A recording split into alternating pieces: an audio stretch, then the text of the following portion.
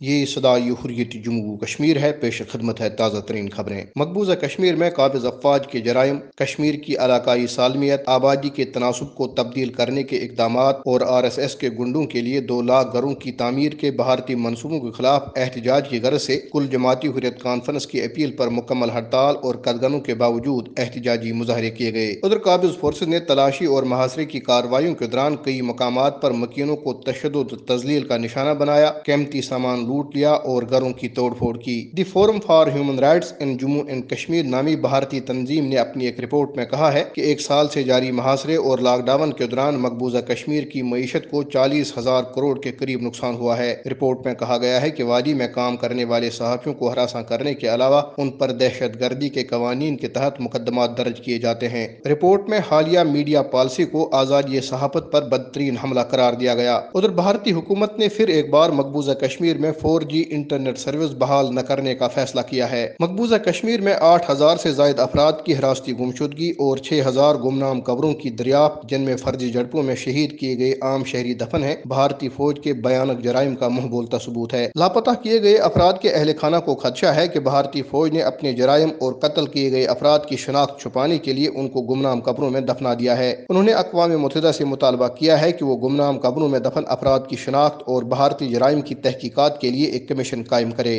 اس کے ساتھ ہی خبریں ختم ہوئی۔ ہندوتوا کی پیروکار مودی حکومت نے گزشتہ برس 5 اگست کو مقبوضہ جموں و کشمیر کی خصوصی آئینی حیثیت کو منسوخ کر کے 80 لاکھ کشمیریوں کو اپنے ہی گھروں میں محصور کر رکھا ہے، لیکن اس کے باوجود نہ اہل کشمیر اور نہ ہی اہل پاکستان مودی کے اس جنونیت پر مبنی اقدام کو تسلیم کرنے پر تیار ہیں۔ امیر جماعت اسلامی پاکستان سینیٹر سراج الحق نے 5 اگست کو پاکستان آزاد کشمیر اور گلگت بلتستان سمیت پوری دنیا میں یوم سیاہ منانے کا اعلان کرتے ہوئے کیا کہا ہے، سماعت فرمائیے کہ گزشتہ 5 اگست کو مودی سرکار نے مقبوضہ کشمیر کی جو ریاستی حیثیت تھی اس کو ختم کیا اور ان کے آئین کا دفعہ 370 اور 35A کو ختم کر کے مقبوضہ کشمیر کو ہندوستان کی ریاست کا حصہ بنایا، اور پھر گزشتہ 12 مہینوں میں مسلسل 18,000 سے زیادہ نوجوانوں کو قید میں رکھا، ساری سیاسی قیادت کو پابند سلاسل کیا ہے، کشمیری مر رہے ہیں۔ مقبوضہ کشمیر ایک بہت بڑے جیل خانے کا ایک منظر پیش کر رہے ہیں اور بستیاں برباد اور وہاں قبرستانیں آباد ہو رہی ہیں۔ جماعت اسلامی نے طے کیا ہے کہ ہم انشاءاللہ تعالی 5 اگست کو پاکستان میں بھی،